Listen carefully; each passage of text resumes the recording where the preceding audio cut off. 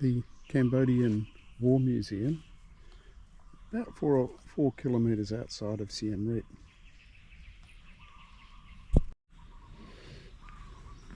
$5 a person. Come into the main area. It's just like a lovely big garden full of old war machinery. Let's take a look. Wouldn't mind one of these in the backyard.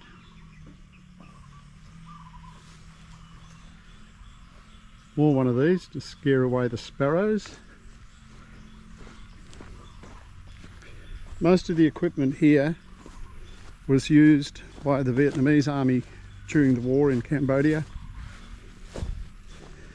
and most of this equipment was actually provided to the Vietnamese by the Russians. I don't think that'll ever go again.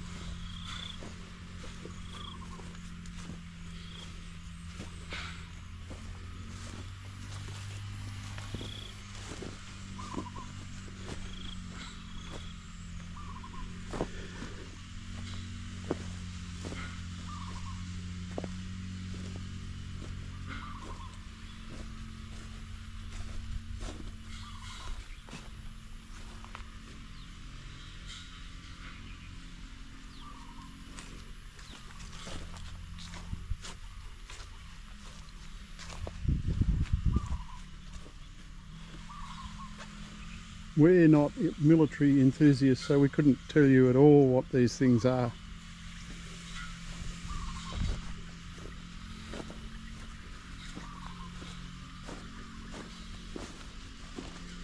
But it certainly looks as though some of these have been damaged quite severely during the fighting.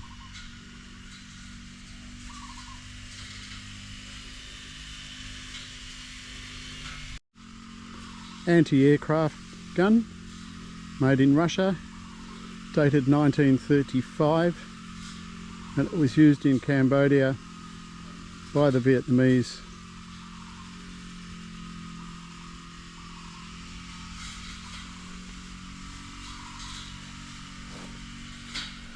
As they say on the sign, it was finally destroyed in 1999.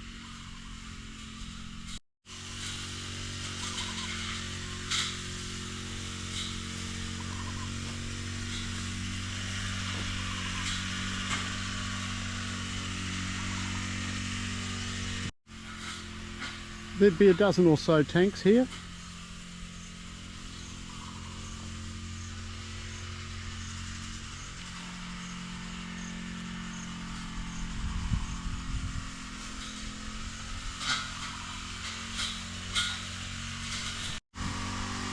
This Russian tank was made in 1954. It's 36 tonnes in weight, 6 metres wide and 3 metres tall. It had a speed of 50 kilometres an hour, faster than our little motorbike.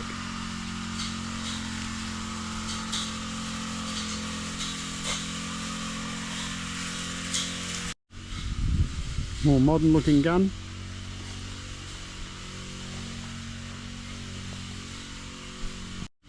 Don't know much, but I'm imagining that these cogs here were what drove the Caterpillar tracks.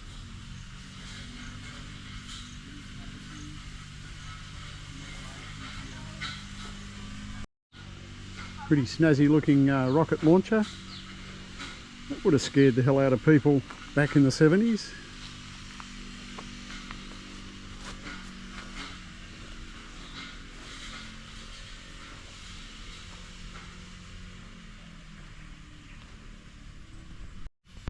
A rocket launcher of some sort.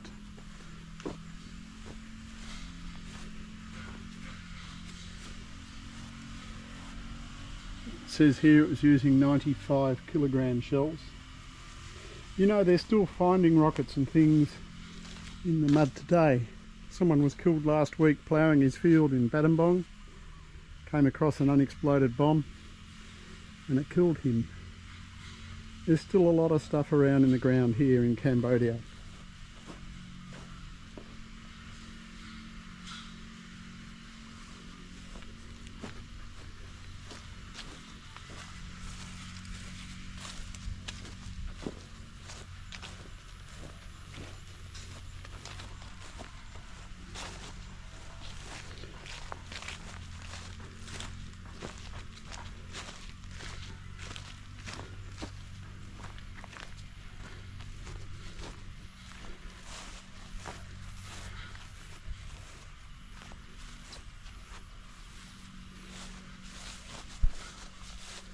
The signs need a bit of upkeep.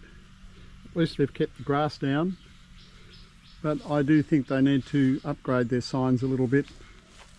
They're taking $5 a person for entry, so I don't know what they spend on the site. It's unsure whether this is publicly or privately owned, but it's still rather interesting. If you're a military nut, you get a lot more out of it than what we would. And this is only one part of the war story in Cambodia. And this is basically all of the equipment that was left by the Vietnamese when they abandoned the country.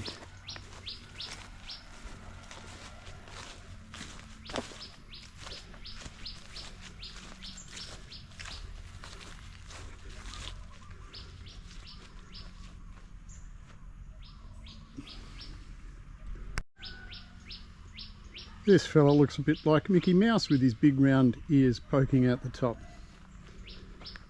Not as friendly as Mickey Mouse though.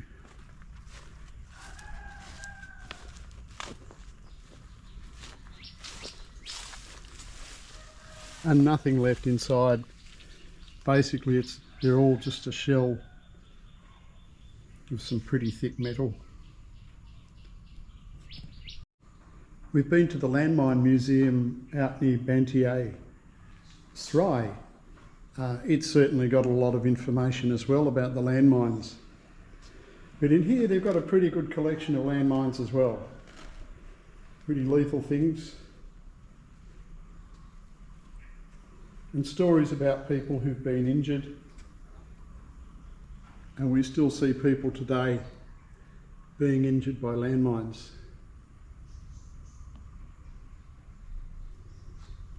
This is just stuff recovered in local areas. Nasty big mines. Quite a lot of rusty old weaponry that they say had just been found out in all the rice paddies.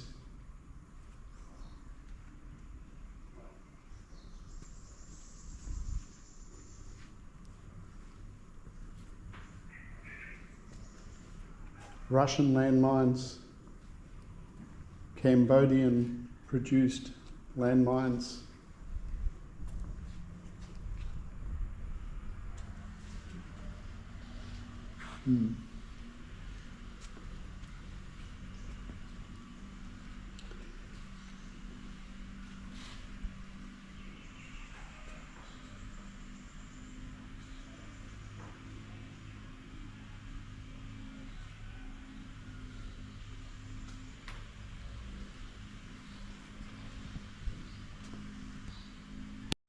So we're seeing landmines from lots of different countries around the world. Certainly Russian, Bulgarian, American. They left a lot of landmines, but they also left a lot of bombs as well.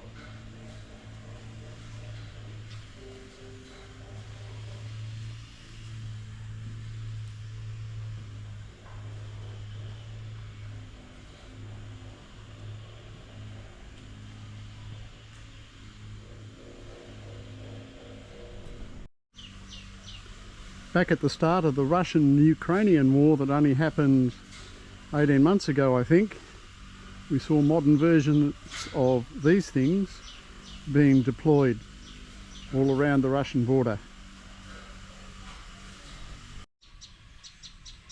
capacity of 16 large missiles. It'll do a bit of damage. And down to one side there's a couple of little sheds.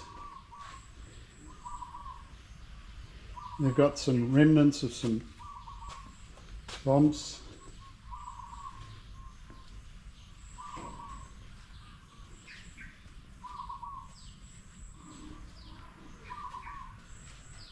And as we said before, poor farmers are still digging these things up accidentally with their farm machinery out in the rice paddies and injuring or killing themselves.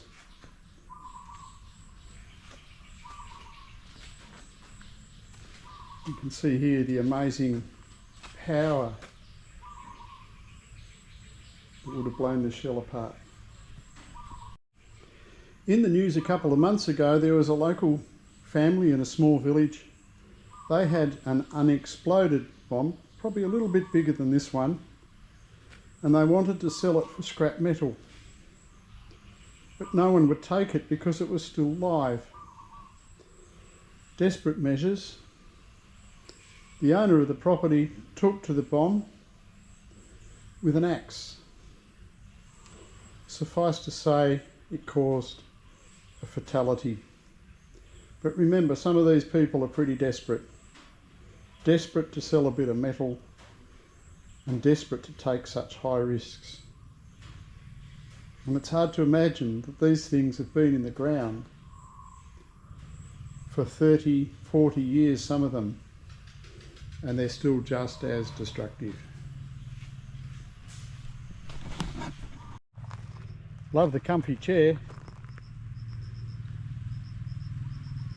Wonder if it was a general's director's chair.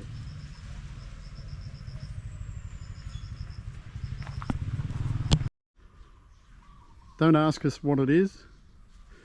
All I know is that it's a helicopter.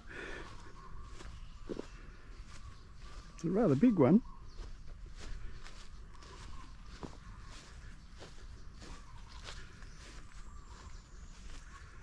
Let's have a look. Oh, you can still see it's not like the tanks, it's still got wiring and stuff in it.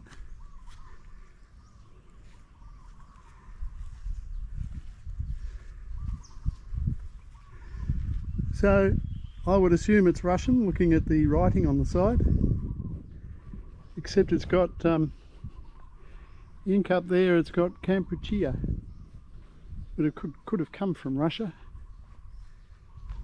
And over here we have a nice little fighter plane.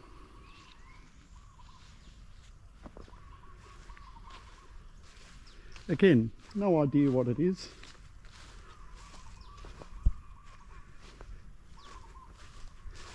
Look at the air intake on the front. Wow. It too still got a lot of wiring. Gun out the side. Looks as though it just housed one or two people.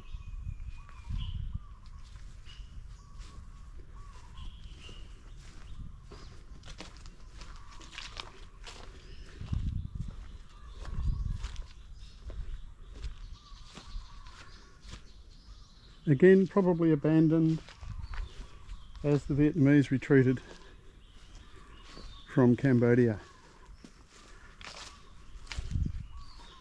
Let's have a look up here.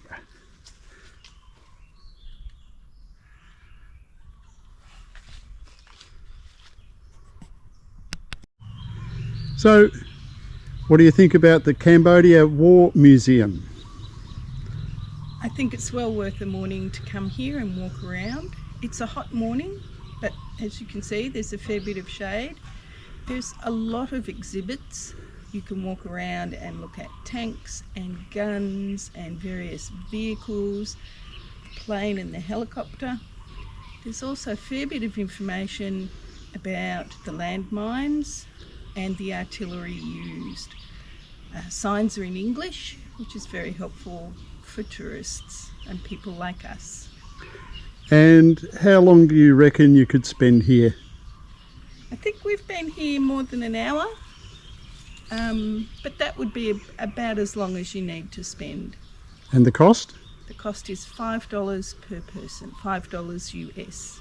Do you need a guide? You don't need a guide. You could have a guide, and if you were very interested, you might know a lot of the information already. And if you're just curious, a guide could be useful. But we just walked around and there's quite a bit of signage, and that gave us information. Excellent. I agree. The War Museum, Cambodia, here in Siem Reap. A lot of equipment laid out on the grass, a good morning's outing, and PS, there are nice clean toilets.